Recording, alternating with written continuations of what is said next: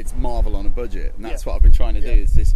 Okay, yeah, that's good. I'm happy with that. I mean, I can learn it as many times as you want, but can you do that in a scene? Ker's a nutter. Get ready for Ker. She's absolutely mental. I could be on a catamaran in Croatia right now. I will replace you! Every scene, you know, I was looking at them thinking, I want to watch this, you know? I want to see that. He's my Edgar Wright, you know, he's my J.J. Abrams. She's like the next Sigourney Weaver. Batman. Scene 35B, select 297, take one. Everybody set. Action!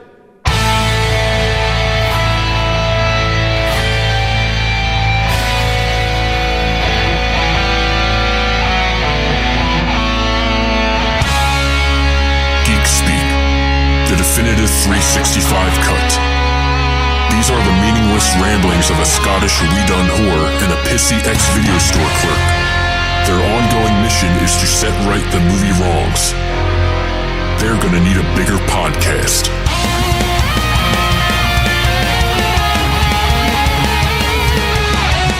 Hello, you are listening to the 365 Flicks podcast. We're back with you for episode 85. 85. I am the Scottish reading whore Chris. Yes, you are, and I am Kevin, pissy ex-video store clerk. Did you have trouble with that now? Dude, man, it's been a week.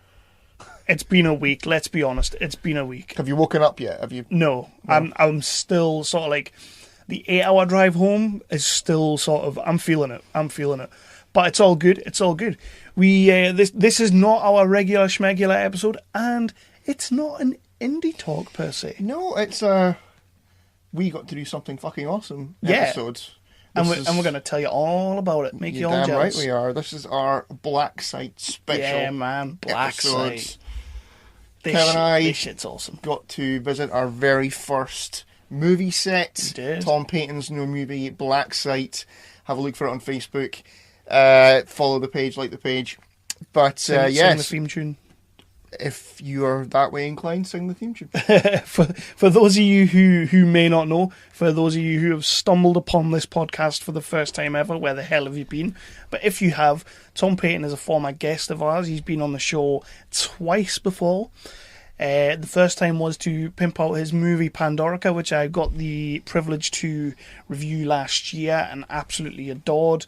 And then once he came on for that episode, he was telling us all about his new movie Redwood, which just so happened to have Mike Beckingham as the main star in Redwood, who we had literally just had on a couple of months before when Lance came on to talk about his movie That's Pegasus. Right. That's right, yeah. So it was weird how all that worked out. But we then had the awesome opportunity to go down to Sci-Fi Weekender in Wales, and we got to see sort of a soft premiere for Redwood. Loved the absolute shit out of the movie. Got to speak to Mike and Tom at Sci-Fi Weekender, and the rest, as they say, is history. Well, it is, exactly. So when Black Site came round, he was like, you know what, man, I'm going to get my two best pals, Kev and Chris, to come and visit the set. Yeah, that's what he said. That's not what he said, but he was like... It could be. He was like, you've kind of invited yourselves, but I'll make it official. Would you like to come down? I think they were all like, oh, fuck me, these guys again. I think a little bit, yeah. I got a... You know what, though? I was going to say I got a sense of that and be all sarky about it, but we didn't get a sense of that. Like, those guys, everybody that was there on the cast and the crew, everybody was so fucking nice. They were. They were. It was just an amazing experience. It was, man. We were like a couple of interlopers sort of coming to their set, their baby, this movie that they're doing, just like to hang around for the day, and everybody, no, they could not have been nicer. And they treated us really fucking well. A big shout out and thank you to Danny as well. Massive shout out. I did try and look for his name earlier. I couldn't find his last name. I am very sorry, Danny. That is a terrible, terrible researcher. But he was awesome all day. He was. He made sure we had lots of coffee because we needed it to keep ourselves warm. And, definitely, man. Yeah, I really regret not taking my coat with me. Yeah, you kind of... But you got a coat off Craig. Yeah, bless him. You know, Craig has told me that I have to pimp him out more than anybody else on the crew. All right. Because he's awesome. His words, not mine. But yeah, no, he didn't say that. But yeah, Craig was great as well. Lent you his jumper and everything. But before we kind of get into all that, there's a certain little thing that we need to do at the start of the podcast because it is our podcast. And Kris, this is your baby, so go for it, man. That's right. Well, I've not got beer tonight. I am still sleep deprived. So Yes. That's because you stayed up for SummerSlam, though. it is. I can't blame the trip for that. I was starting to get over it. I did absolutely bugger all over the weekend. Mm-hmm. So, and then I went and stayed up until 4 a.m. to watch SummerSlam. Well, that's your fault. You can't blame the guys for that. I didn't. So do the pimpage and then we'll move on. I will do that. You are. We are the 365 Flicks podcast, and you can search for us on the Facebooks and the Twitters. Like our page, follow our page, share our page. Have a look for us on the iTunes and the Satchel. Have a look for us on Stitcher and any other third-party podcasting app that you can get on your phone or what have you. You can have a look for us on our shiny awesome website, which is www.365flickspodcast.co.uk. But we're not just on that. Oh, shite, I've messed it up, Kev. God damn it. We're not only on You're doing those so things. well. I know, that was all upbeat and everything. I know. Have a look for us as well on some networks. We are on a few networks, like the completely Tangent Ball Go on, Network then you finish with it. Mark Bogner, who is very, very jealous about the set we visited this week. Did you like that? I did. I love that. I love that. The Wicked Radio Network, big sexy Dev up on over there. He is running that like a pimp. Not the champion though, you are. And we are on nerdly.co.uk, which is run by Phil. Phil is an awesome dude that we absolutely love, and he's been so instrumental with us. And then there's like a whole bunch of others. We Be Geeks, and that's all I can remember right now. This is your part. No, I just. But you know what? We fluffed that enough, so let's just move on. That's our show. We are the 365, and we are here to talk about Black Site, because not only did we go down to the set, but we got some pretty fucking cool interviews. We got a lot of interviews. I wasn't expecting this. I mean, Tom kind of said before we went down, bring the gear down, bring the studio with you, bring the whole cave with you, and we'll do like an episode from the set and that. And I'm like, no, that's all right. We'll just come down and watch. We're just grateful to be there. And he's like, just bring the equipment, man. When we got there, Danny did say to us, so like, what do you want to get out of today? And we were like, oh. Coffees? See the film get made? That's pretty much what we were there for. But that's how cool these guys were. And I mean, we got to spend a full day in a 3-mile long underground nuclear bunker, which was fucking scary. It was freaky as hell, wasn't it? Yeah. Like when we first walked in and Danny was taking us round, oh my God. And he was like, kept giving us stories, like ghost stories and stuff about the things that go on in there. And I was just, nah. The what? The Wiggins. The Wiggins. That's a Buffy thing, yeah. That's for you, Tom. Yeah. So what we're going to do is we're going to start off with the director himself, and we're going to come back in a minute after this little cheeky interview that we had. And yeah, let's just get straight into it. For it. What I will do though before we do that is we were recording these interviews outside, so the Zoom mic that I used, the sensitive little bastard that it is, picked up every little bit of rustling in the trees. It's good for that. Yeah, it's very good for that. And wind that hits the microphone. So there is a little bit of windy distortionness, but I got rid of as much as possible, and I think it still sounds great. The interviews are all fantastic, and we'll start with Tom, because he is the man with the movie, and let's talk about his baby.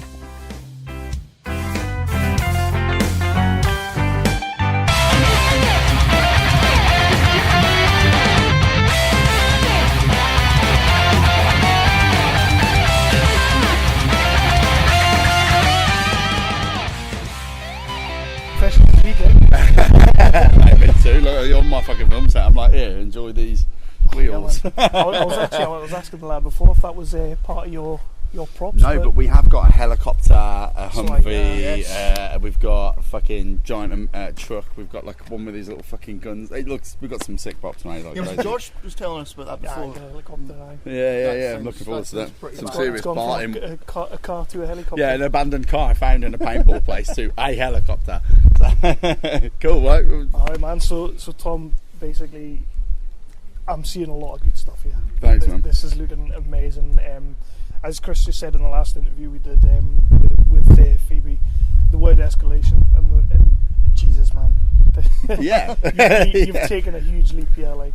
I've tried to. I think the thing is, there's no point if you're not progressing as a director, and I try to approach this like, this is the first film where I've been fully in control, like I'm not just the director, I'm the only executive producer. Yeah. So there's nobody hovering over me saying, well, actually no, or you can't do this or you can't do that. And so it's a very rare place to be in for a director, and it's still a low budget movie. It just doesn't look like it. Like the reality is that, if I'm being really honest, it's actually slightly less money than Redwood cost. Yeah. But it's, again, I'm just trying to take the scale up as high as I can. And, I think a lot of that comes from creative freedom. And I also wanted to finish my low budget trilogy, if you will, on like a real high. And, the goal for me is to totally blur the line now. Like when you watch Black Site, I want you to literally go, there is no way that's not a Hollywood film, and that was the intention. Just utterly take the line out,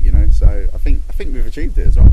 It's looking great. I mean, we've only really seen what's going on in explosion. Like it's. Yeah, I'm gonna sort of speak to me about what the tone is or how we should handle things, and I keep saying it's Marvel on a budget, and that's what I've been trying to do. It's this big, expansive Marvel movie, but with lots of colourful Tom Paton language in there as well. First time guest. Yeah. We were just wondering how we were going to make all that when we did an episode, whether we put Mike on first. Probably last, I would imagine. Most likely, it's not somebody you need to speak to. But honestly, we've got the choreography coming up, and that's something that you've not really done yet properly. Like, I know Pandorica had a little bit. Yeah. Watching the videos on Facebook, and you're going half on top of it as well. Yeah. How's that coming up? The thing is, I've always seen myself as an action director. Just, and the thing is, with action, you do need money. Unless, of course, you've got experience. And, like when I did Pandorica, nobody wanted to work with me. No actors were really that interested in me, especially stunt-wise. And, it's a very difficult place to be when you're trying to mount a sort of semi-action, no context and the ability to put it together. And then on Redwood, there's a very small action scene, but that film's a psychological horror film. So, and when I came to do this, the intention for Black Site was to take everything that I felt worked about Pandorica and Redwood, but then really go full on with what I knew I was capable of as a director and say, no, let's go big. I know we can pull off these scenes. I know we can pull off these action stuff. I know we can find the right actors and actresses. I know we can find the right stunt crew. And we did. Samantha Schnitzler and Pheobe Robinson-Galvin are just like skilled to the max.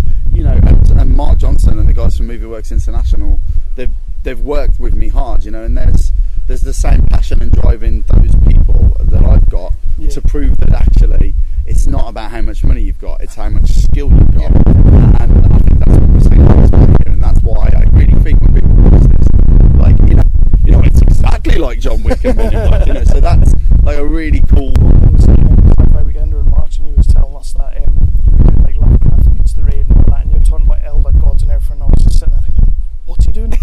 Elder gods? Yeah. I was like, what?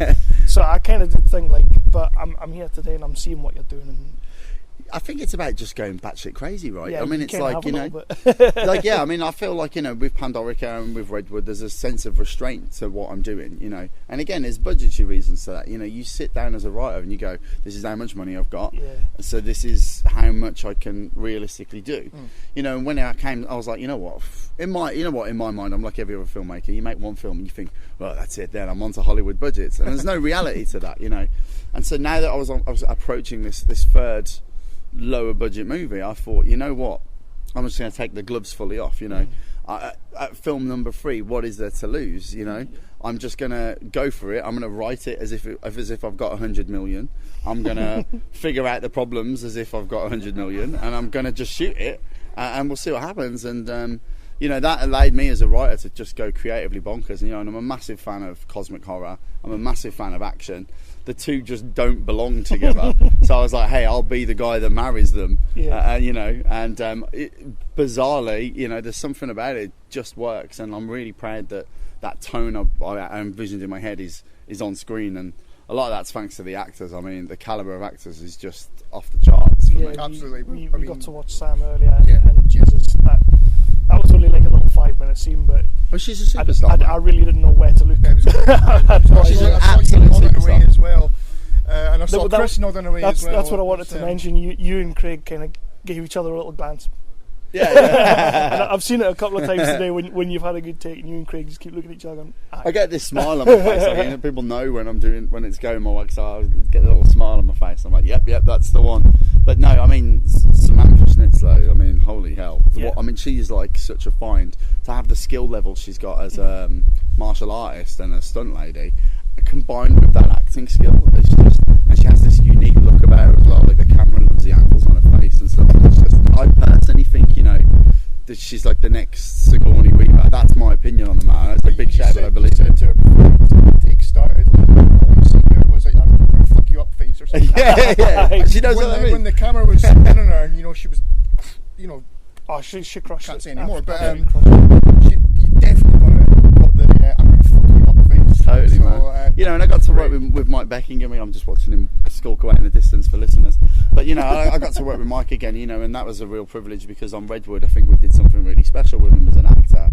But as a writer, I was looking at this guy and thinking, this guy's capable of so much more than the material I'd written for him here. So that's what Black Site did. I wrote this part for Mike, and what he's done with it and where he's taken this character. He's it's a very fine line that he's had to tread as an actor, but I think he's just consistently brilliant. And Kris Johnson are just an incredible find as Erebus. I mean, I said that to you earlier. I don't like you keep finding them like. Yeah, well, man, he's got a big name on the British film scene for playing hard men and gangsters and hooligans. And I think I saw him, and and my team won't mind me saying this, and I was like, this guy is going to smash this role. It's a very difficult role to cast. Oh, by the way, will you play the fifth oldest thing in existence, trapped inside a prisoner's body, in a completely fictional setting? It's a very hard thing to find as an actor, and it's so far removed from what he's done before.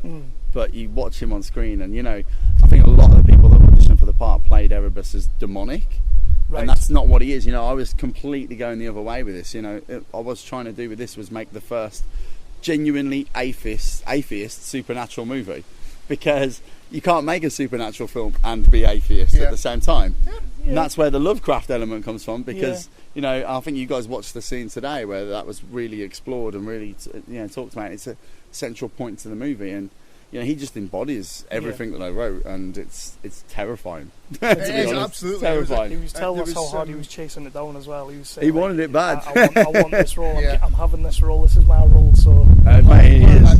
Wait till you see some of the other stuff. I mean, there's interactions there where Kris uses the entire space we gave him. He's crawling, he's sitting, and everything he does, it's like watching a tiger in a cage, and you know if the bars come down, you're dead. Yeah. And that's how he comes across. So. No, man, we'll leave it at that. Perfect, man. Thanks for coming down, guys. Really appreciate it. Crisis for the geek kind. Top geek officials admit they underestimated the hipsters' defense capability. Join the geek revolution and save the galaxy. Geeks from all over the globe are joining up to fight for the future. They're doing their part. Are you?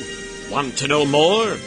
Join We Be Geeks and the Geek Revolution and save the world. Service guarantees citizenship. Listen to We Be Geeks podcast on iTunes and Stitcher, or online at webegeeks.net. We Be Geeks, your voice for the Geek Revolution. Want to know more? So yeah, that was Tom. Marvel on a budget. Mm-hmm. What do you make of that? Couldn't agree more. Could not agree more, man. I mean, like I said at the start, we've seen Pandorica, we've seen Redwood, and we say it in just about every interview we did. We said it to Tom numerous times on the set. This is a cut above. This oh, absolutely. This is a massive. When we first went in, after we'd been shown round and all that, and we just sort of stood shooting the shit with Tom and Craig. And I said to him, you speak about Marvel. I said to Tom at one point, just from the sheer size of the site, of the bunker, and just the layout of the place and the entrance in particular, it reminded me of the start of Avengers Assemble. I think he was quite pleased with that. Of course, he was pleased. But with that. The bit in Avengers Assemble where there is Loki's sort of explode, it's all going explodey and everything's falling on them, and it just. just cool. It is a fantastic site. Yeah. I don't really want to say where it is because we don't want to be spoiling anything like that. We'll let the boys tell people where that is. But it was a fantastic, just like eerie as shit fucking bunker, man. I wish you could have seen the offices. Yeah, I didn't go and have a look at them. I think you were outside having a coffee. Yeah. And Danny just sort of, we were walking back, and he said, "I'll take you into these offices," and I didn't say the offices, but I'll take you in here and show. I think they were filming in there the day before or something. Right. But it was just the old telephone equipment where it's like, name please hold, I'll connect you.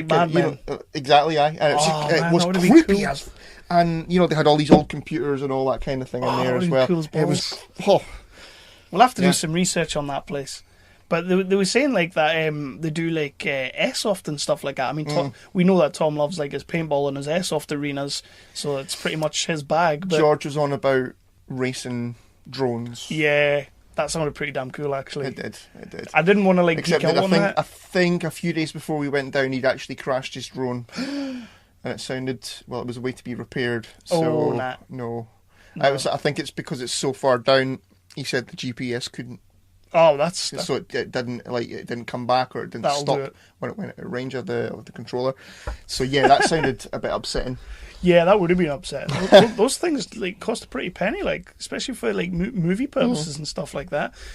But yeah, so that's the site, the black site itself. I mean, do we need to really go into what the film is about? Sort of like a cheeky little synopsis kind of thing? You can do a cheeky synopsis. I'm hoping. Well, I mean, Tom kind of described it on the interview. Yeah, he did a little bit, but he described it in the interview as John Wick meets Men in Black. I like that. We've also heard him talk about it as The Raid meets sort of H.P. Lovecraft, which again, awesome, like all these cosmic beings and stuff like that. I mean, I'll just read off the blurb. So, a young woman is forced to push past her worst fears and battle to deport an ancient entity back to where it came from, set inside a single location known as the Artemis Black Site.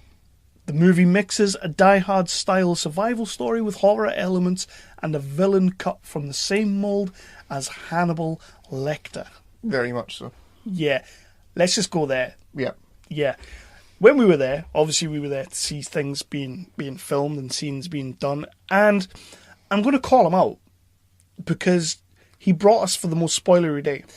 He did. We ain't going to talk about it. No. But the scenes that we saw was like, oh shit, why did you bring us down like this day? Like what? But it was cool seeing it. We got to see some phenomenal fucking acting. Oh, damn right we did. Yeah, man. Yeah, and we're going to start with one of those guys there. We're going to put 2 interviews up next, back to back, and then we'll come back for a little bit more.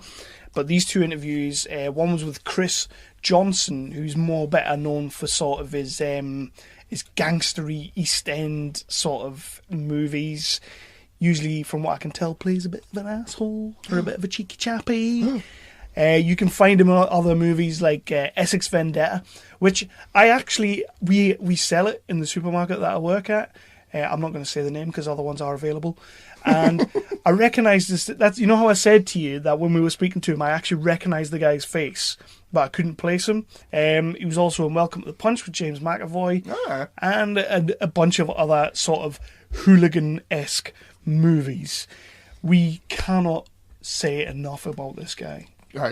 Yeah, because just watching him doing each thing is the couple of scenes that we saw, man. Like, this guy was in it, and and when he's in it, he was fucking in it, and he was scary, man. Oh yeah, I mean, he was method in that shit. Like, oh yeah, I mean, I think he said to us either after the interview or before it, but as soon as he stepped on the platform thing, that he changed. That was him. Yeah, because I asked him, I was like, so yeah, we're stood here speaking to you right now, and I can hear how you speak. Where did the voice of Erebus come from? Like, where did that come from? And he's like, yeah, just I came in and it happened. And it's like, fucking, it happened, okay. But yeah, that's we're going to play Kris's interview, and the other interview that will be coming straight after that is from Pheobe Robinson-Galvin, who plays Kurt in the movie, and she is a fucking badass. She is a badass. An absolute fucking badass. And even when we were doing the interview, it looked like she was ready to drop kick us. Like, she was kind of... because she's a stunt woman by trade, like, and she's getting into the acting now. She's, I think she said she had a couple of movies, but she's at very much the start of her career. But basically, yeah, she was stood there with this sort of stance while we were interviewing her, and I'm thinking, she's going to drop us any second. She's actually going to drop us. Like, she's really in there. But some of the places that you may have seen her or will see her as a stunt performer in the Wonder Woman movie, which is just fucking awesome. Damn. And she also got a stunt credit for the Justice League movie, which is coming this year. Damn. Again, fucking awesome. So yeah, it's pretty cool. That's nice pretty cool. DC head. I wasn't aware of that. We will go with that, and we love it. So those two interviews are coming up. They are both fantastic, and they couldn't have been nicer people. So yeah.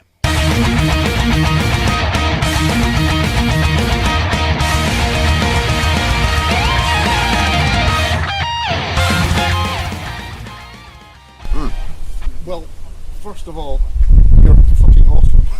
Thank you very much. You're very welcome. Thank you very much. Yeah. I mean, you know, this is the first time on the movie set. Okay. So it's bloody cool to start with. But, you know, getting to see you film scenes like the last one, obviously we can't say the same thing. I mean, it's looking great. You know, it's one of those roles that wanted to get. You know, you don't necessarily get those kind of opportunities. So to be handed this role, I'm just over the moon. I just want to take every opportunity with it. You know, I don't want to look back on it and think that I've missed something and how I wish I'd done it a different way. So I've pushed it to the absolute limit on this, to be perfectly honest. That's pretty much where I'd like to start. Like we've heard about sort of how Mike got in with Tom and how Tatiana came onto Redwood and all that. How exactly did your role come about? Me and Tom have known of each other for a while. We're a similar area, so there's not many people doing that kind of thing at that level. So it kind of felt inevitable that we would. Yeah. I know I always wanted to work with him. He'd approached me a couple of times. I mean, we were very close to me being in Pandorica. I was very close to Redwood as well, but just, you know, scheduling conflicts, etc., etc. It just never happened. And then this one came along, and he made sure that I came in and cast, and I made sure I was available. I mean, I had an idea of what he was going to be like, how he would sound, and I had an idea of how I thought everybody else might play him in their castings. So it's a case of you have no influence on what anybody else is going to do in their casting, but I thought I had an idea of how everybody else might interpret it. Yeah. So, you know, it wasn't a case of matching that or beating it. It was a case of, here's my interpretation. Now, you know, now it's up to you, kind of thing. You can't. And luckily, he liked how I played him, and you know, I've never been more chuffed to get a role, to be honest. When I was confirmed. So standing here speaking to you now with the voice that you have, where did that voice come from that we've been hearing all morning? I know. Well, this is the thing, you see. I mean, I've been doing kind of gangster films, East London, you know, that kind of thing, and I think a lot of people will get a bit of a shock when they see me. Sure. But yeah, he. I mean, after the first take, he was just there, and the voice just came. It just came. He kind of takes it one step. There's a platform that I spend some time on in the film, and the second I step onto it, that's it. Yeah, you can see that when the cameras are sort of like not quite rolling, but they're sitting, and we've been sort of sitting behind the screen watching. You're very much getting into his own, and I said that to Tom earlier. I was like, when he's there, like. A couple of minutes before, I'm well in it. Before they've started rolling and they start doing the sound and everything, I'm there, very much ready. Damn cold in there. Yes, so is that a challenge for you? Honestly, I don't feel it when we're shooting. I know that sounds strange, but the second I'm on that stage, I swear I don't feel any of the cold. The second they cut and we break, water bottles then everybody water bottles come running in, the coats are put on, and you feel the cold. I mean, it tends to be warmer early on for some reason, and then as the day goes on, it gets colder and colder. Like we were filming. Danny was saying that to us before. It's like it'll get to around lunchtime, and then the temperature just starts to plummet through the day. I mean, we were filming till gone 11 o'clock last night, and it was absolutely bitter in there, really, really cold, shaking. Yeah. So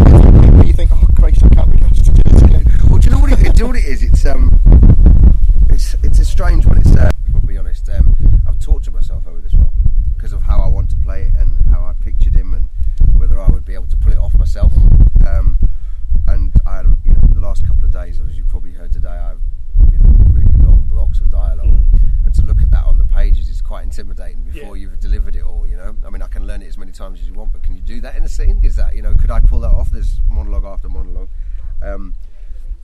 So yesterday, when I'd done a real good block of all of that, for the first time last night, I got back.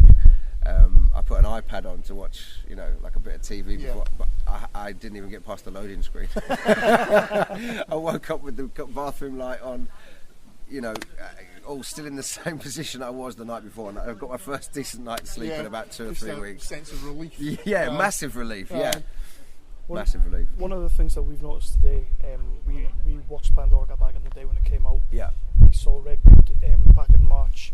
This team of like George, Tom and Craig, they're a cut above right now. How are you feeling finding this experience with you If guys? I'm honest with you, it's the best film.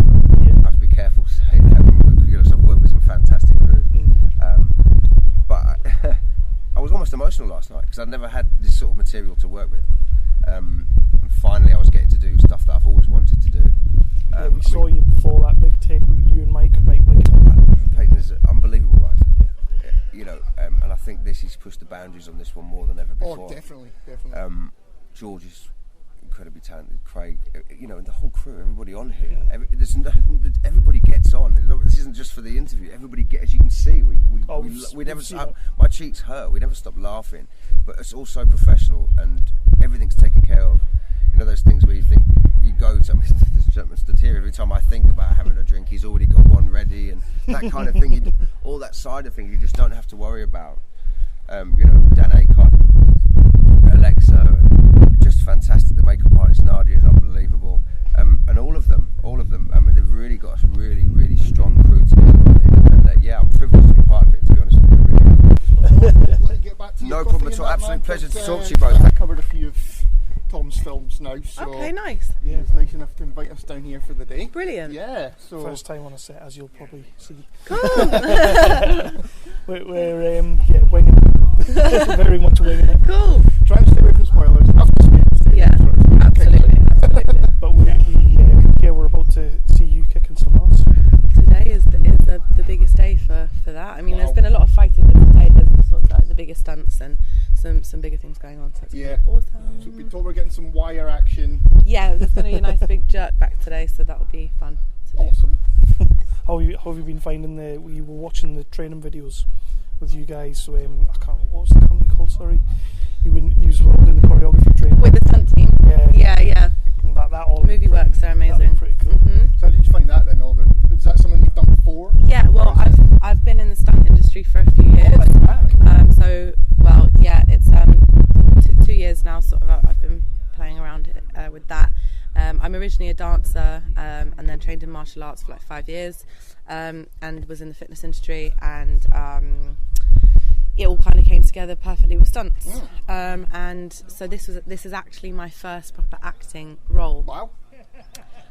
Which I'm like over the moon that this is my first opportunity. So it's all very exciting, but the process was ideal. I've never ever worked with a bunch of people who are so diligent and so kind at the same time. I think that's a really hard balance to find. Yeah.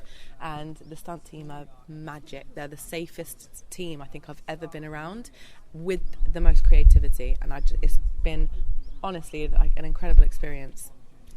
Yeah, good stuff. Well, amazing. We can't wait to see it. We can't wait to see what you're gonna pull out the bag later on this afternoon. We keep hearing about it, and I have to say our hopes are quite high for you.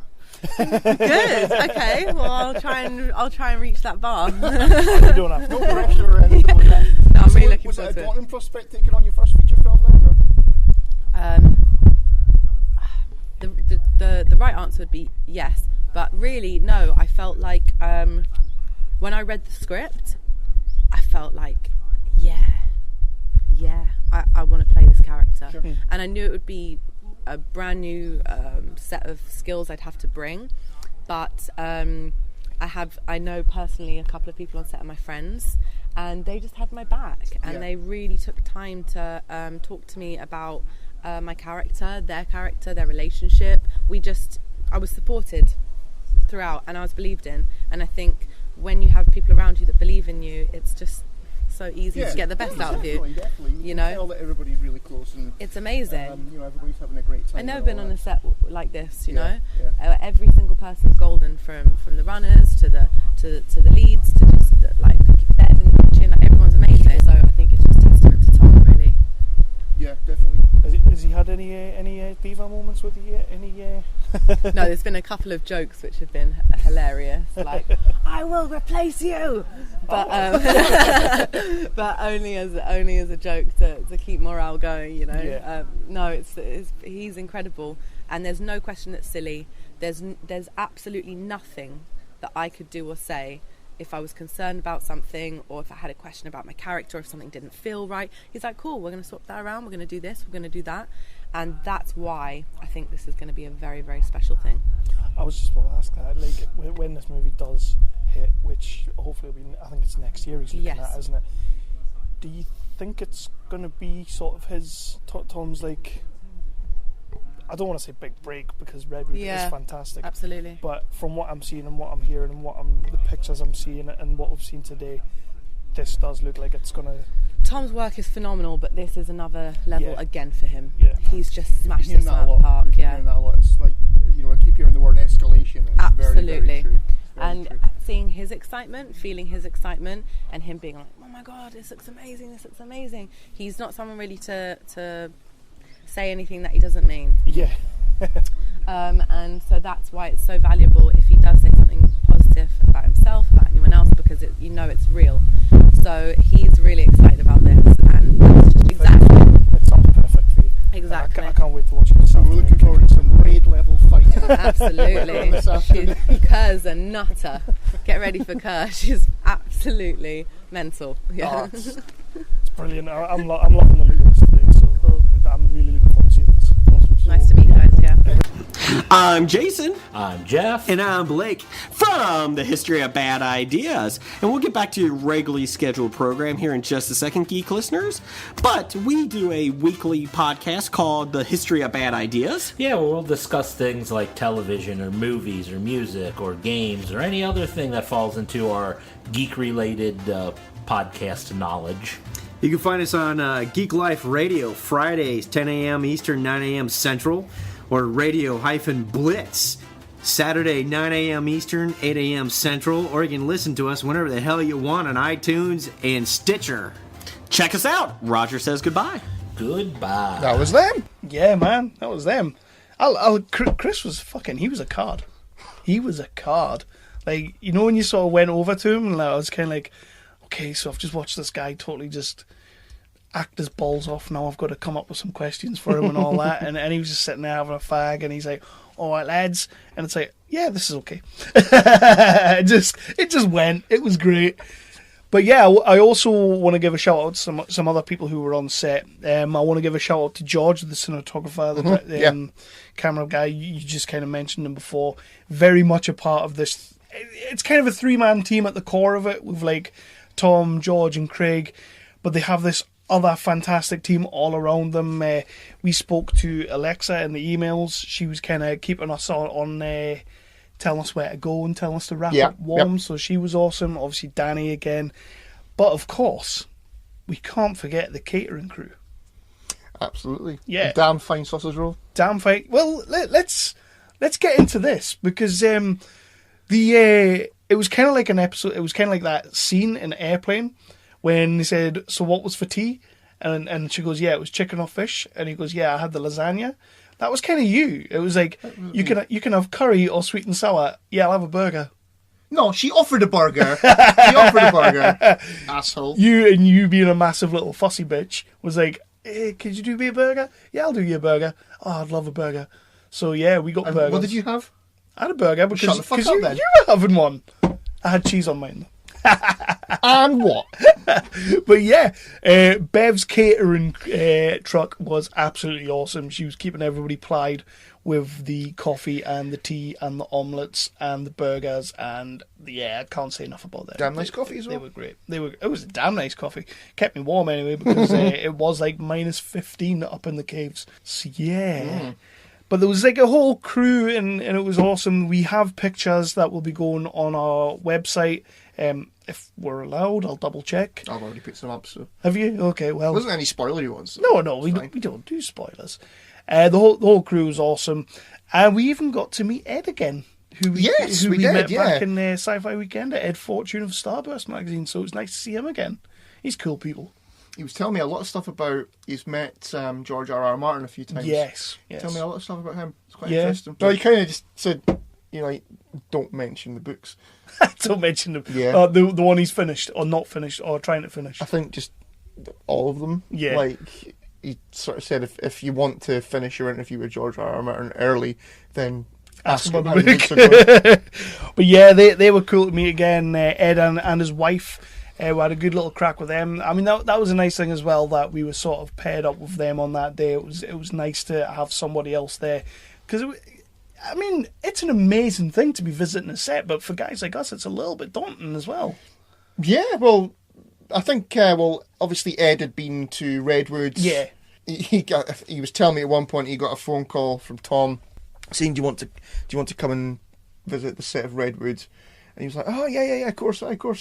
So where do I go? Poland. and by the way, Tom, if you ever want to do that to us, Poland's fine. I'll do Poland. I would do Poland. Yeah, I would definitely, because we're definitely going to be keeping in with what's going on at Black Site. We'll be pimping this out like a motherfucker. Oh yeah, this movie's going to be awesome. We there is another guy that was on set and we didn't get a chance to speak to, which was Bentley Kalu. He was obviously available and stuff like that. He liked your accent. He loved my accent. Yeah. That was the best start of the day because I got told that if I go to America, like the women will be lining up for this accent. 4 weeks. I'm sure he said something about panty dropping, but I don't want to quote the guy. Does that mean the same thing? Okay. I really hope so. Okay. But he was big. He was a big guy. Yeah. Bentley was also in Pandorica. Mm-hmm. He played 9 in Pandorica back in Tom's first movie. Great in that. Great to actually meet him. Very, very, very big voice about him. And I told you the story about when I went to the toilet. You did. Because, yeah, the toilet, to just get sent to, like I say, it's an underground cave, tunnels, things. And the toilet was like down the end of a very, very dark hallway. And the only light that was in that hallway was coming from the toilet. And I went to the toilet to go for a pee, which wasn't easy because it was freezing in there. So the pee wasn't taking it was taking a long time to come out. And then when I turned around to come out, there's Bentley standing right in front of us, and I shit. I'm not even going to kid. Like the atmosphere of those places, the place we were, and then Bentley, as big as he is, I just kind of went, oh shit. And then we got to see him kick some ass later on as well. Certainly did. So he was doing some ass kicking along with another woman, Angela Dixon, who we are about to play her interview in a moment. But yeah, she was great. She was Got to great. see her doing some bit of chatting as well. Yeah, she had some pretty cool lines. Yeah. Not so tough now kind of thing. Mm-hmm. How do you like your new? Can we say that? So maybe that's not a spoiler, is it? I don't know. But yeah, we're going to play the next 2 interviews now. We mentioned that Mike Beckingham is also in this movie. He was also in Redwood. Mike is also, along with Tom, another 3-time guest. He certainly is. Which I think puts them on like the gold card of 365. Should we be doing gold cards? What does that mean? What does that get? Do you think it's like you get your first 3 episodes for free and then you have to pay us to come on? I like that. Yeah. Aye. Yeah, Get my yacht. I don't think anybody's going to pay to come on. That's all. It'd be It'd good be though. fine. It'd be good Fine. though. But yeah, Mike is playing Sam. A little bit different to the character from Redwood, which is good because it's nice to see Mike stretching. Mm-hmm. He's clearly a phenomenal actor. We loved him in Redwood. Didn't really get to see him do a massive great deal in the scenes he was shooting while he was there. But this is one of the things that I like. Like, this is what I mean about the crew and the cast. Mike was in the whole day, and he was only filming like a mini scene. It wasn't a big scene for him and all that. And you kept hearing like Tom and Craig sort of like, yeah, it's okay, Mike, you're not actually in the frame. Stop acting, dude. Just say a line, it'll be okay. But yeah, he spent the whole day there, which is like a testament to all these guys. I mean, Phoebe was there most of the day. Sam was there most of the day. She had a bit more to do than Mike. But yeah, that's what I mean. Like, everybody was just sort of like trying to make this movie, as you said countless times, the best it can possibly be. Yeah. And the atmosphere, the energy, everything was fantastic. Can't say enough about it. So what we're going to do now is we're going to play Angela Dixon and Mike Beckingham's interview back to back, and then we'll be back for a little bit more. Boosh.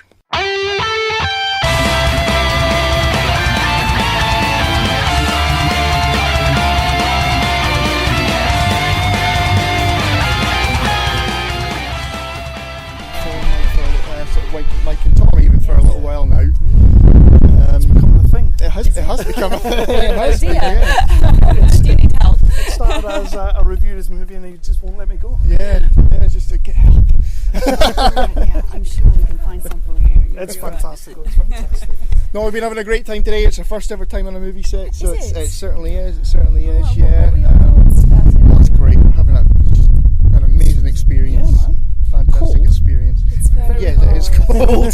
Some of us feel it more than others, if you'll notice. I'm sort of having a hot water bottle and a ski jacket. The coat I brought just didn't actually. Yeah, I didn't even bring a coat. No, I didn't think ahead. No, Craig gave me this. Anyway, so yeah, how are you finding the shoot so far? Oh, it's amazing. It's absolutely amazing. Independent film can be many things and can be very stressful. That you have very long days. Lots of people are doing sort of more than you would be doing on a big shoot. And it's really important that everybody is on board, and not everybody is often when you go on these kind of shoots.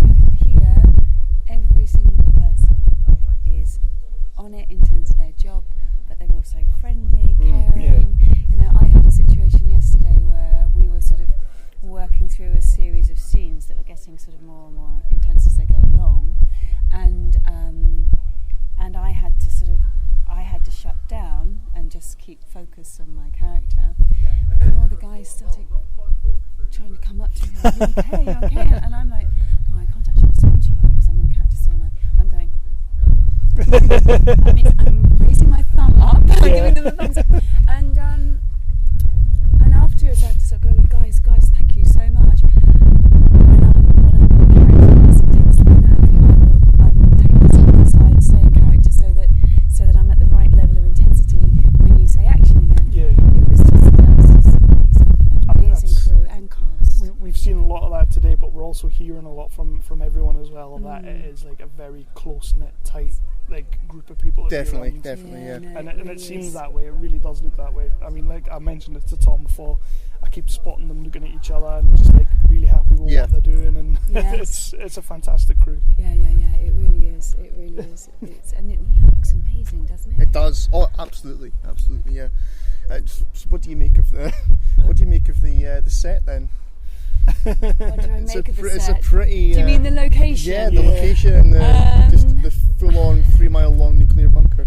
It's quite. I could be on a catamaran in Croatia right now. Oh. Yeah. Okay. And I chose to be in an underground nuclear bunker, which is a strange choice, isn't it? In Kidderminster, yeah. Nobody made me do it. So yeah, having a set that's incredible. Apart from the cold, there was yesterday. Was it yesterday? I think it was yesterday. Before we had hot water bottles, my jaw started locking, and I couldn't actually get. And hopefully it won't be too noticeable, but on another level, you go into a completely different world. It's completely cut off. Well, this is a brave project. It's a really, if not slightly mad, it's a brave project, and they're really pulling it off in a major way. Not only does he have the emotional intelligence, working with actors, working with the other crew, knowing how people are feeling, he notices those sort of things, but he also knows, he has the shot language. He knows all about what's going on with the camera. He's really creative in terms of the blocking and some of the fight stuff as well, and very amenable and flexible. So big sort of stars as far as I'm concerned. 5-star. Yeah. Excellent. Yeah, we're hearing that a lot. We're hearing that a lot. It seems to be. And he hasn't primed us either. It's not. So how do you think the movie's shaping up? From what I've seen, I think it's shaping up exceptionally well, and I'm really looking forward to seeing it. Really looking forward to seeing it. I don't know how many times we've said that today. I think it's even bigger than its origins, in a sense. I think it's becoming bigger.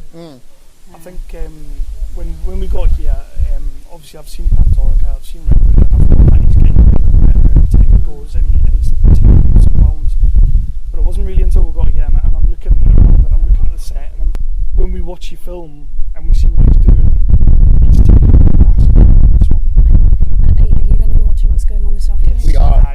We are. Look, Very much. I mean, as we're standing here now, everybody's been called to one corner. They're having a photograph taken. There we are. But see how obedient we are. But all those, I mean, the guys in the black t-shirts, the fight guys, and it's a great stunt team.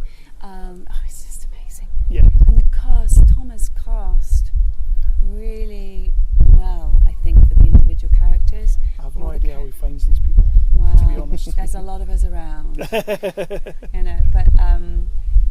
my character has a lot of scenes with Bentley, who's the mountain over there. Big man. And my goodness, what an amazing person, an amazing actor to work with. I mean, love it. Excellent. Right, we'll no, listen, thank you very much. Thank you very much really for taking the time to speak to us. It's been really great to meet you. Thank you very much. It's been great. It's pretty nuts, right? Man, I mean, he was talking about it the other night. We started doing this 3 years ago. Tom's invited us down to come and spend the day on the set, and it's like, Jesus. It's a great day to be in as well. With all the deportations that we're doing on the set, it is.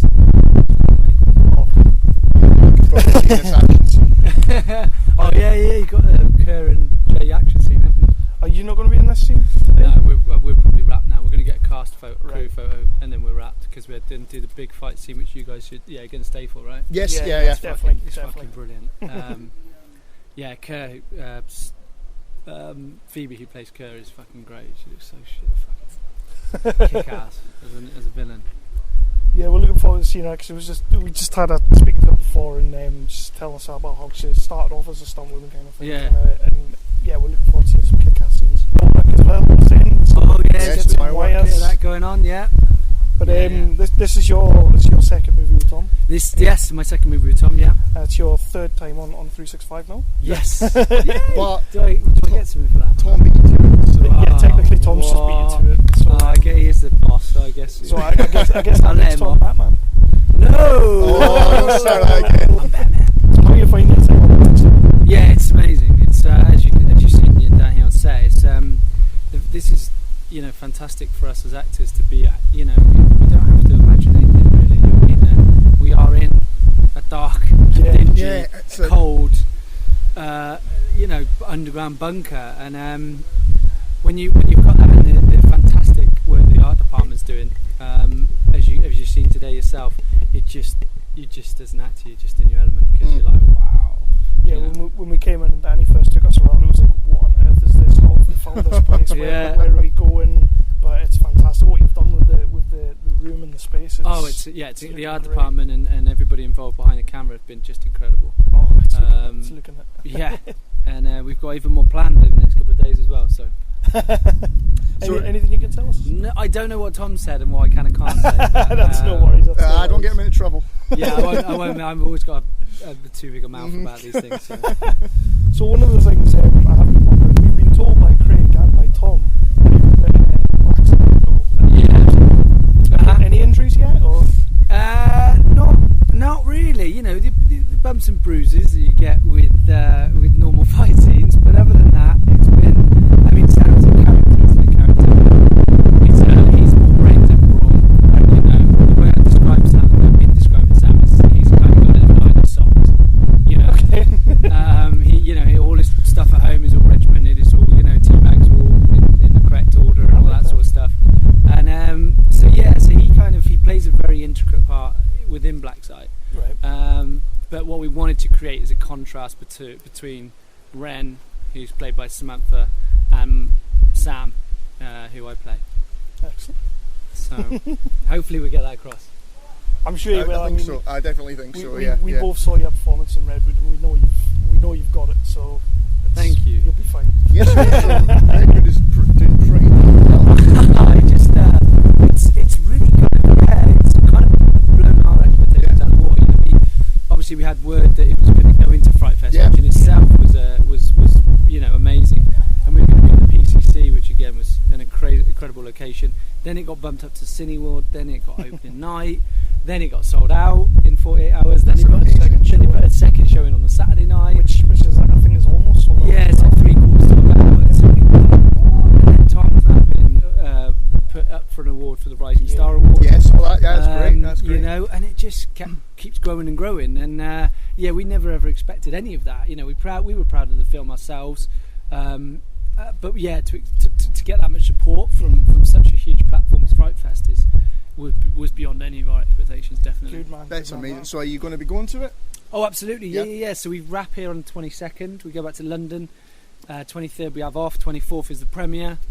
And then we got a second premiere on the 26th, which is a Saturday night. And then we've got Tom's award night on the 28th. Monday 28th. So it's quite a hectic weekend. Yeah, busy month, definitely. Yeah. It's but I couldn't ask for a better end to wrapping a movie than to go to a premiere of your first movie. So pick up Tom's award from.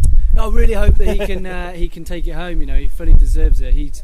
I've never been shy in saying that he's done so much for me as an actor, and he really does kind of excel. I think when you can see how he commands his set. Yeah. And he's only 31, so and his storytelling is only 31. His characters, and he's only 31. Do you know what I mean? So I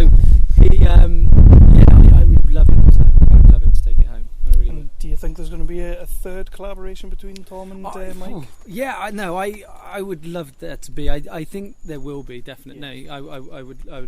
I'd love to be able to say that, and I'm going to say it, but it's got to be right, you know. And Tom, I don't know what Tom's next moves are. I'm not expecting anything from him. I just as an actor we collaborate so well. He constantly tests me as an actor, and that's something that I look for. I'd love to say that there will be a third something to the trilogy, but we'll have to wait and see. I'm sure there will be. I hope so. I really do. So is there any further movement with Pegasus Bridge? From what I understand, they're just waiting for stuff on away from camera. So some of the intricate stuff of finances and things like that, and then they're looking to go next year. Right, good. Okay. So from my understanding is it's still very much going forward. They've just had to sort a few of the finer details out, which has taken a little bit longer. And then, as we mentioned before, with the seasons and the trees and stuff like that, we're going to have two lots. We're going to shoot in France and England. We need to marry it up. So there's only really two windows that you can shoot in over a course of a year, and we've already missed one window, which was at the start of the year. So we can't now shoot the second window. So we're going to wait to next year and do it in kind of, chronological order. So that's good. They're paying attention to that kind of thing. Oh, very much so. Yeah, the project is got some amazing people working on it, and every fine detail they can get, they will, because it's you do notice it when you put stuff up for Pegasus Bridge. Yeah, it was. There's always somebody commenting, going, "Is that the right badge, or is that the?" And they're doing it out of love. They're doing it out of love for the project, and I think they're very behind the scenes. The HODs behind the scenes are very, very keen to make sure that they're getting absolutely everything right, the tone of the film right, and the look of the film right. Yeah, Lance said that to us when we spoke to him, and then I saw he must have went to see Dunkirk. Yeah, and straight away he was on the Facebook, and it was like, absolutely. that's not right, and it's like, oh, okay. Exactly. Yeah. I think it's just you have this you should just do it. I think that's what social media is about. That shows you the level of commitment he's putting into it, though, like the attention to detail and definitely. I mean, this is his baby, He's the one that's put the screenplay together, and it's a great script, and it is very much he wants to make sure that this kind of puts him on the map, I guess, and I have no doubt that it will, because it's such a lovely story. It's an amazing story, and I can't wait to get going with it either. So speaking of putting on the map, I asked Pheobe before about, because she's saying this is her first feature film, right? And I'm saying, do you think this is going to be the one that Tom's already got? The question is, though, how do you think it's going to do for yourself? Well, to answer the first part of that question, I would say that it would be very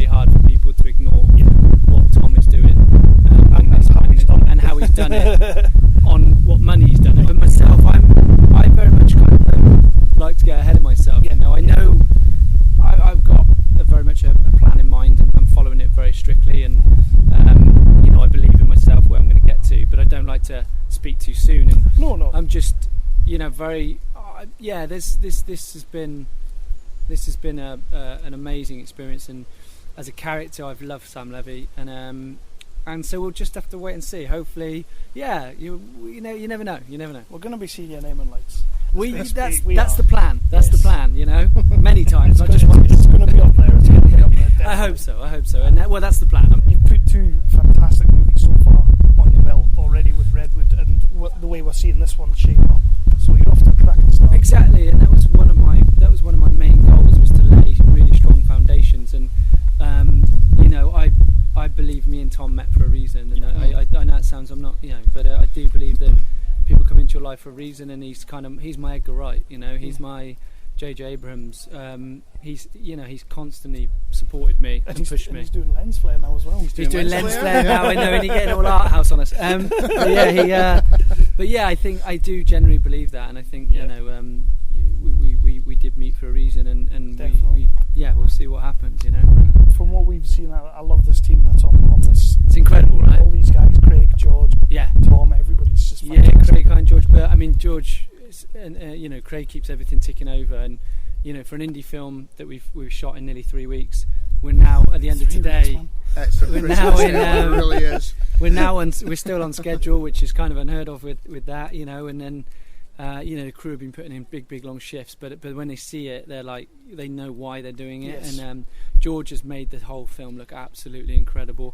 There's a few. There was a scene that looks very kind of Drive-esque with the lighting and stuff, and it was like, wow, and that.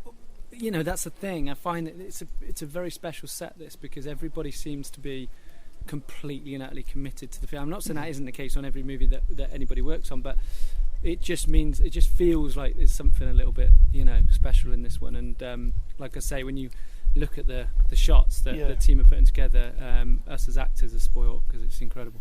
Well, we've been watching behind the monitors with Tom, and it's looking great. You guys are really onto something with this movie. There's very much a sense of what can we do to make the scene as good as it possibly can be. Yeah. The thing was, when we got off, like I say, we were very proud of Redwood, and we still are, and we learned so much on that movie. But when Tom had written Black Site and we were kind of going for it, we said, we need to go, and otherwise, what's the point in doing it?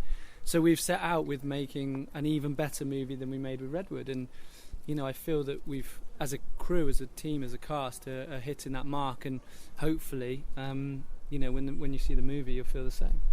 Definitely, man. We can't wait to see the movie. We saw some test footage. Tom showed us test footage earlier on, and it looks great. That was bad. Looks great. And he's looking at us going, "That's a rough cut," and it's like, "Oh, right." Oh yeah. That's just a rough cut. He threw that together in like 3 hours, and it's like, what? He showed us it in the front room where we're staying, and I was like, okay, yeah, that's good. I'm happy with that. Very, so I'm glad you enjoyed that. A lot of you running away though.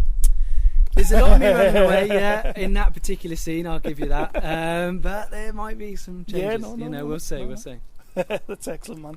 We'll not take up too much of your time. Thanks, guys. No, thanks so much for speaking to us again, Mike. Yeah, thanks for having us. Pleasure. It's been fantastic. No, thank you for coming, and hopefully you enjoy the rest of the Hey guys, this is Nick from the Epic Film Guys podcast, and you are listening to the 365 Flicks podcast.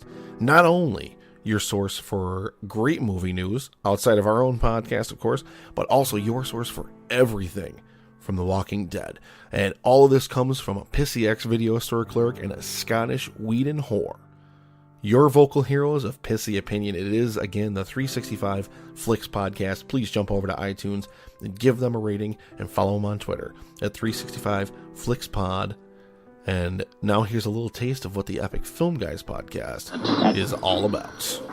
Even when the composer wasn't that great, they were like no-namers, but they come up with these iconic themes, which even films you that get are complete, in your head. Even films that are complete shitfests, like garbage. Stallone's Judge Dredd. Dun dun dun dun dun dun dun dun dun dun. Like that theme is so iconic, it sticks right in your head. Don't call that movie shit. We both know that's your favorite movie of all time. All right, it definitely is one of them. I will readily admit to that. A little bit. Let's put a little more lighthearted feel in this. What are you doing down there, Judge Hershey? Waiting for backup. Hey, Diane Lane, man. So that was Mike and Angela. That was Mike and Angela. Yeah. Yeah, we love Mike. We do love Mike, and it's a shame because we got to see a rough cut of a fighting sequence. Not Mike though, not fighting. More not in that one. You never know. He kind of alluded to the fact that he might be having a little bit of fighty, punchy, kicky stuff, but but then maybe Tom's just scared to put him in that kind of a scene because apparently he's a clumsy bastard. So. Well, yeah. Did you see the picture of the helicopter today? I did. And the blades were not spinning, which was the first thing I noticed, and that was a damn good thing because we've heard about Mike cutting himself. We have. Yep. Yeah. So we've got one more interview coming up, and as you would have heard in the first interview with Tom, this woman is... We saved this one for last because A, she was amazing. It's a really good interview. She was great. She was so great to speak to. She's fantastic to speak to. B, she looks like she can kick some serious fucking ass from the rough cut of the fight scene that we saw. And see, she was just amazing. Yeah. I mean, we got to watch a scene. We can't say anything about the scene. But, yeah, she kind of fucking blew me away. I'm not going to lie. I was stood there, didn't really know where to look. I was watching her. I was watching the screen. But I was also watching Tom and Craig glancing at each other every 2 seconds like, oh, fuck, yeah. We've got it, that's it. There, this is it. But it was the same, for us sat watching it. I was sat watching her do her thing there and just, do this fucking amazing bit of acting. And it's like, we've just seen something there. Oh, yeah, man. Definitely. And I'll tell you something, when it comes to watching the movie, I can't wait to see that.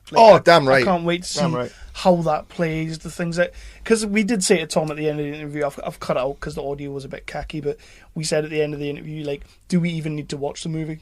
And Tom's like, oh yeah, because you have to see how we get there. And it's completely right. I need to see what... Because we turned up, you pull back the curtain, you're behind the scenes, you're behind a monitor, watching this person act, and we hadn't seen anything else. So you're kind of like, how the hell did that happen? So we do need to see the movie because we need to see what brought it out. And because my fucking god, Samantha, I'm going to say it wrong. It's Schnitzler. Samantha Schnitzler. You're going to see this. This name's going to be banded around. Very, very much. This chick can act. And definitely she kicks ass as well, so she's going to look good, and she gives a great fucking interview. So what we're going to do is we saved this one till last, like I was saying before, because we really enjoyed it. She's clearly the lead of the movie. Even Tom refers to her as his Sigourney Weaver, which can be a bold statement to make, and we've only seen a couple of scenes that she was doing at the time. So yeah, I'm willing to believe him right now because they're doing something really fucking special here, and I can't wait to see this movie. I know we keep saying it, but I can't, So let's just play Samantha's interview, and we'll be back to wrap out the whole episode and be gone.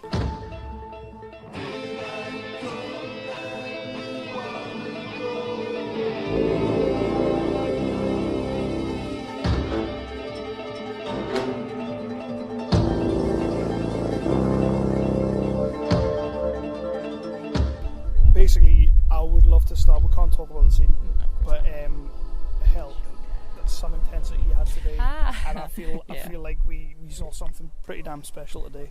Thank you very much. And I just appreciate want to say, great job. Appreciate it. Thank you very much. I really didn't know where to look when we were watching. I said, thank you. I got one eye on the screen, one eye on yourself. Yeah. I was like, it was. Thank you. And even Tom and Craig, when they looked at each other and were like, oh yeah. Yeah, we could see sort of Tom nodding away at the screen, and then Kris was sat on a chair in front of us, and he was nodding away. So, so you got a few nods from people when you were filming the scene anyway. Thank you. That's very nice. So, how are you enjoying Black Site? I'm flipping loving it. It's honestly, it's awesome. Hands down, best filming experience I've had so far. To wake up every morning, on a set that can be challenging because there's a lot of action. As you've seen, it's the 17th of August, and yet it's probably -10 in there. But it's like to wake up every morning in conditions that are not that can be a bit tough, and to be like, yes, that to feel like I don't know, the first day of summer camp or something, if that's a good memory. But just super excited, waking up every morning thinking, I do what I always wanted to do, surrounded by an awesome team. How flippin' amazing is this, One of the things we keep saying is how great the team is, and how have you found coming in and trying to gel with that? Yeah, I think it's very rare from my experience, and obviously I'm just at the very beginning of my career, but to have a team, cast and crew where everybody is so happy and grateful to be here, and God knows that we've had some late evenings. Yesterday they finished really, really late, and some long days, but everybody's always super nice. There's not one person that's like unhappy, and if there's any problem, it's dealt with so rapidly that you wouldn't even know it's a problem. And as far as I'm concerned, that's the key to definitely. I think that comes from Tom and Craig, 100%. Working together for so long and all that. There's no egos in the way.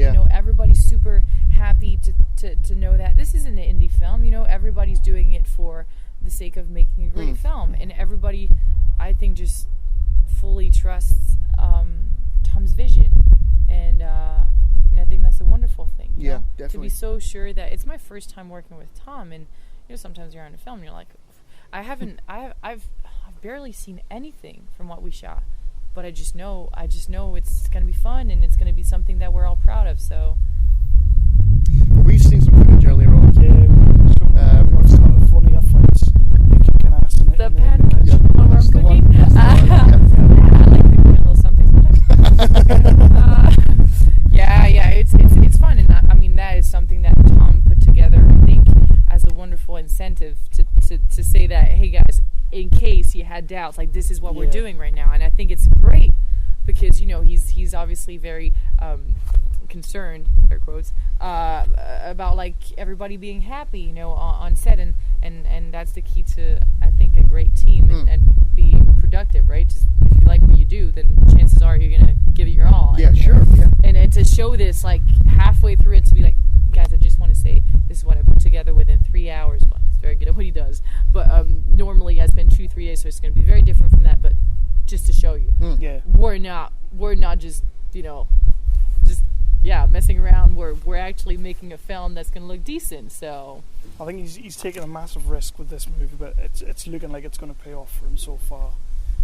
I really think so, and I think it's a very brave thing as a director to say, I'm going to make something on a low budget because I want to have my film. I want to keep my team. I want to cast my actors. I want to cast the people that I think are really suitable for the role, as opposed to, which is something that happens in the industry, as you know, if you get that A-list person, we'll give you the money.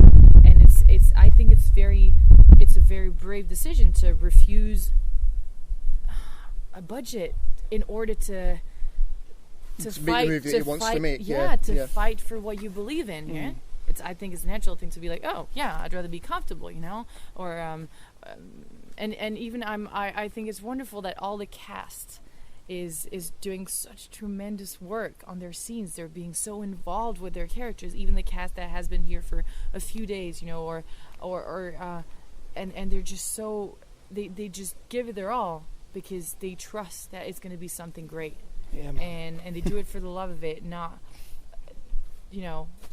whatever comes out of it is going to be a step forward for all of us. Definitely, for all of us. We were speaking to Mike earlier on.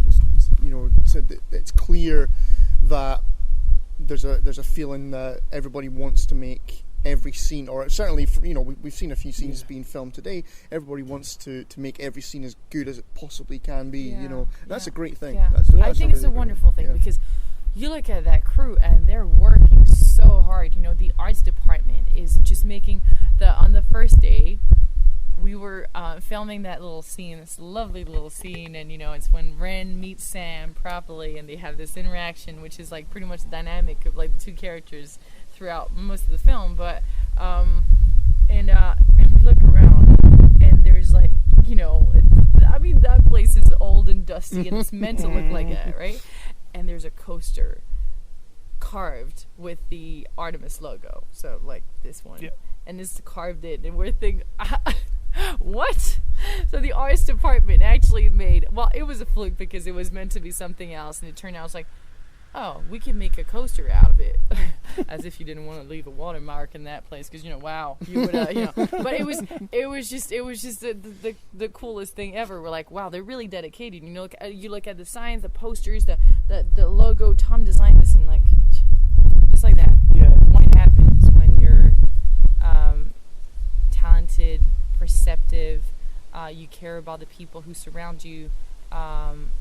It's just a whole bunch of things. You don't have an ego standing in the way of making your film and making adjustments. You have that vision of making a great film, and if it means that you admit to yourself and to people, that line wasn't very good. I made a mistake. I need to change it, and I think the script is wonderful. But when there is a tweak, it just happens, and it's wonderful. He's not trying to make you change the line. He's actually saying, okay, great, it's a collaboration here. I like what you're doing with your acting. You like my script? Okay, cool, let's make something together. Yeah. And I think that's wonderful. Yeah, that you can collaborate, because I'm feeling very, very grateful that he is trusting me with the lead character of his baby. Yeah. I just rocked up here, whatever, in the casting process maybe 3 months ago. He's been thinking about this film forever. Yeah. So it's like, and to say, come in my home and please let me know if you don't like the color of the couch. We're gonna change that. You know what I mean? Yeah. Like So I don't think there's not a massive great deal of directors out there like that. Like, a lot of them that you read about are very, very precious. Yeah. So it's nice to hear that about Tom. It's a wonderful thing to know that there's some respect is always there, and he wants to make sure that you're happy and that and it sounds so obvious and simple, but it's not always the case, and I think that's the secret to have a team that every day in the morning is like, hey, how are you? And we're on day, I'm not sure which day we are today as far as like filming is concerned, but everybody's super happy. Did you see it on film sometime? Like towards the end, everybody's like, oh, it's just rap. Yeah, just on this, like, no, we never want to leave. We want to stay at the black side forever. Experience. Absolutely. Yeah. So if he comes knocking again, please. Any day, any day, of course. I always think that as an actor, Mike's pretty much said that before. Like, this is his second with Tom, and they do seem to have a really good relationship. They have a fantastic relationship, and how did? And it's a two-way thing as well. It's not just like, oh, I'm so grateful the director wants to work with me. Like, please hire me. No, it's a wonderful thing where Tom's like, we're friends. Yeah. And I wrote how cool is it when a director writes a role for you? Yeah, he said Yes, that absolutely, in Wales, didn't he? He was sitting there over. What do you want as an actor? To have a great director who's striving to constantly get better, and to say, I'm going to invite you on board, we're going to do this together. I'm beyond grateful. I don't think we realize that it's going to, for now we're in the process of making a film, and hopefully people are going to love it. But I'm beyond grateful, to be playing Ren. I think it's a fantastic character. So you say you've seen little tiny bits of it. You've not seen much of it as you've been going on. How do you think the improv is going to be, like, in your own? This other dimension between the reality and the films that you watch, and in between, there's a film that you made, and it doesn't fit in either, because you're not just watching a film. Yeah. Obviously, you're conscious that you're looking at yourself and be like, okay. And you knew what happened, and that was reality and a film at the same time. Because when you cut, it's reality. When you're in the scene, it's not. And it's kind of this parallel universe in between two universes, as far as I'm concerned, between reality and movies. And I think, from what I've seen, I've seen more of it.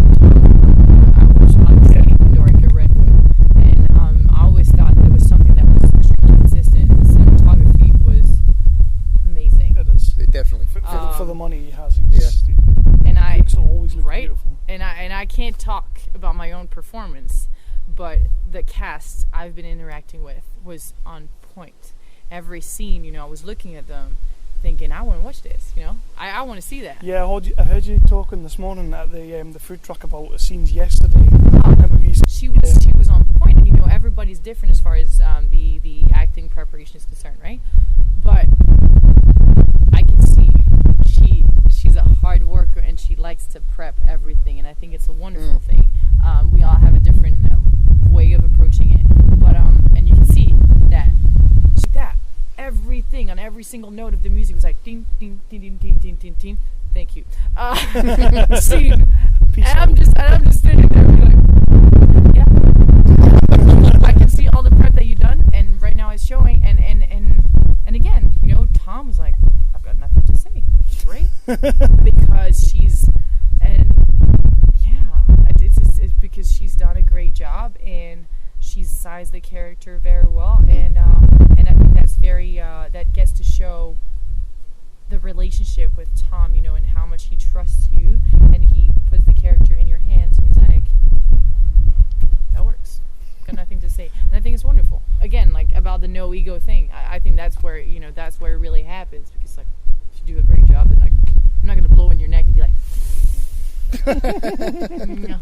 Like, if it's great, it's great. You know what I mean? Yeah, so, absolutely. So yeah. So my very, very long story long, I think it's gonna be great, because you know, we're gonna have some great soundtrack on it as well. It's good with the soundtracks. It's quite exciting.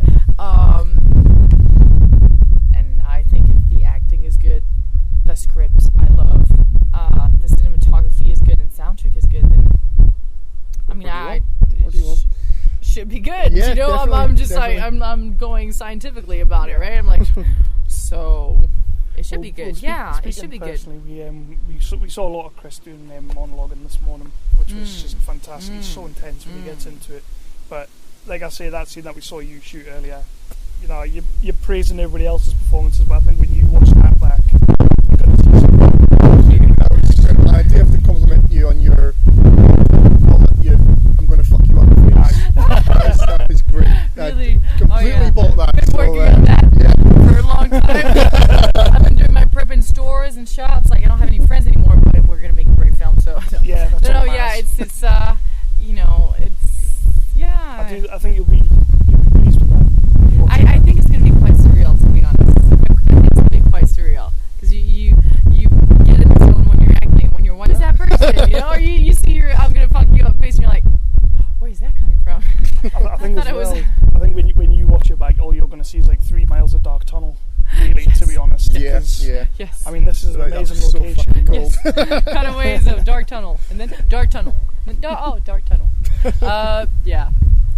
It's you know, a wonderful thing about that as well is that we don't have to shoot at night. Yeah. Because night shoots, when you do just that, they can be draining, right? They can be damn cold. I think you're maybe lucky that you're not dealing with wolves. No, ghosts. Yeah. No, yeah, it's Samantha Schnitzler. Great interview. It's one of the best interviews we've done. I think it wasn't really an interview though. You just started shooting the shit. You know, that's the thing. I think maybe that's. I don't want to say I think that's why people like us, because it sounds a bit, you know, contrived and stuff. But one of the things we always try and do with our interviews is we just try and keep it nice and loose. Yeah. And we are genuine fans of what's going on. Like, we do the indie talks because we want to put these directors out there, and I mean, they're already out there, but we want to try and promote it as much as possible. That's what podcasts are kind of perfect for. Mm-hmm. Get the director on to talk about their movies, get people like Craig on to talk about the movie. Well, it's the very reason we started Indie Talk. Exactly. You know, we started to get a few interviews here and there, and then it started to become more popular, and then it kind of just developed. Not once did I think that an actual director we spoke to was going to invite us to the set, though. No. That was never kind of... We were sat saying that in the pub on the night before. Like, you know, we're almost... The podcast is almost 3 years old in about a month's time, I think. Yeah. And, you know, if somebody had told us 3 years ago that we would have been visiting the set of a movie, you know, and seeing stunts being filmed, and that was cool. The choreography was great. Oh yeah, like, Movie Works, the stunt guys. We haven't even mentioned those guys. They were on point. Like, they were fucking great, and the stunts we got to see, the fighting we got to see, and the fact that even in between takes, they were sort of changing a little bit of it and all that, and just testament to those guys. We got to see some of them dressed as the followers, which was cool. They creepy bastards. Those masks were damn creepy. I didn't like them. I wasn't good on them. Especially when you went for a pee in the dark. That would have destroyed me. That would have destroyed me if I had seen that. But I mean, they look like they're going to be badass. And you know what it is? There's loads of other people in this movie that we didn't get to see, which is totally fine. They can't all be there on the same day. But this cast is a fantastic cast. And I'm really just... They've got something here. And you could sense it from the moment we pulled up in the car and we were stood talking to Craig at Bev's catering truck and that. And you could sense there was just so much excitement amongst everyone. From the guy at the bottom to the guy at the top. You know, everybody was just kind of there. And it's like, we're making something here. This is our baby. This is going to be fucking awesome. Well, one of the first things, I think it was Ashley, Tom's wife, yes, was stood saying that they'd been filming a scene the night before with Kris, and they were kind of going, "You should have seen it. Yeah, you should have seen what he did last night." Like, you know, and that's pretty fucking cool. Of course it is. The fact that you can say that, and I kept saying to him through the day, I'm like, "Where have you found these people?"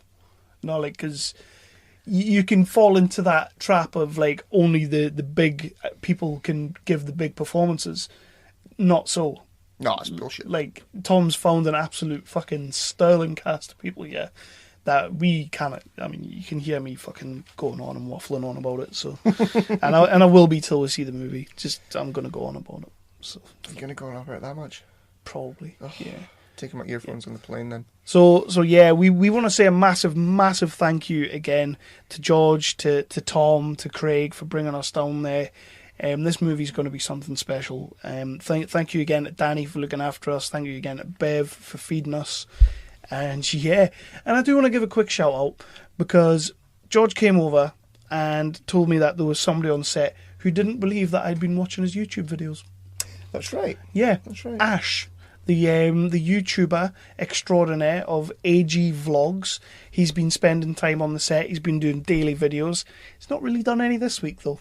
Bit lazy. I think to be fair, they've been having late nights all week though, so we'll let him off.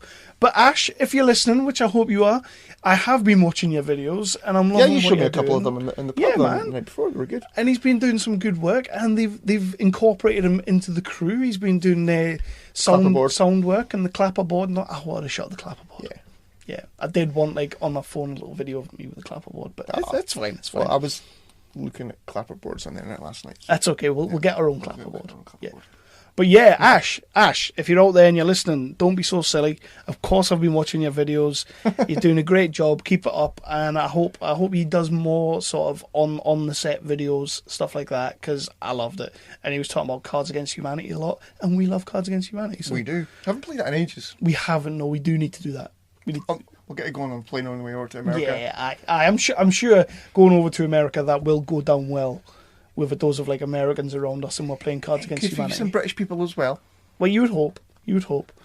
But yeah, again, massive thank you to all the guys for bringing us down there, treating us like basically part of the crew. They couldn't have been nicer. Everybody was looking after us constantly. Do you need a coffee? Do you need a bottle of water? Do you need a hot water bottle? Do you need a coat? You know, the guys were all awesome, and for our first set visit, it couldn't have went better. Definitely. It could not have went better. We've got some cracking interviews, good day, some nice pictures, and it's going to make a good episode. And we'll be putting this out soon. Yes. Yeah. Done. So, again, check us out. iTunes, Twitter, Facebook, 365 Flicks Podcast. We cannot wait to see Black Site. Check out all of their Facebook, Twitter pages, Instagram pages. Tom's wife Ashley's taking fucking amazing photos and putting them up like every day. And they're amazing pictures. Get yourself on Instagram and look at all them. Craig, Tom, George, check them out as well. All three of them are going to have fantastic fucking careers going forward. And this movie might be the one that breaks them. In a good way. Oh, in a fucking good way. I mean, Redwood's doing... You said that is that going to break you and, like break you like Bane? No, not like Bane. But yeah, like, Redwood's fantastic, and it's You mean break out? And it's breakout, okay. And it's doing fucking great, Redwood. Tom's up for an award at Fright Fest. Up and coming genre director. He's probably going to win it. You heard it here first. If he doesn't, I'm sorry. But they're doing great things. Redwood's fantastic. Black Site looks like it's going to be even better. And fuck me, what a jump. We keep saying it. But the jump in like quality and caliber, and it's just fucking immense to see what these guys have done. 3 movies in 2.5 years. And they said this a few times during the day. Everybody said you wouldn't be able to do this kind of shoot in, was it 3 weeks? 3 weeks, yeah. And they've done it. But Tom's always saying that when we do speak to him. What, I can't do that? Tell me why I can't do that. I'm going to do that. Because that's just the kind of guy he is. And well, that's our kind of people. Definitely exactly our the kind same. of people. Don't fucking tell me what to do. You are exactly the same. Yeah, exactly. So yeah, 365 Flicks, we are done. That was our Black Site set visit. Hopefully we'll get the chance to visit other sets. Let's just see where this fucking goes, because I feel like this is just, I could do this a lot more. Yeah. Without the 8-hour drive. Without the 8-hour drive. That was testing. That was very testing. Yeah. I did think at one point we weren't going to be making America, because you were probably going to rip my throat out. Yeah. No, it wasn't that bad. Was it? I was ready to go, the scene in Office Space where they beat the fuck out of the fax machine. I was ready to do that with Satnav, to be honest with you. Yeah, Satnav was a bastard. Motherfucker. Yeah. So yeah. Anyway. Check out 365, check out Black Site, and we're done. We are done.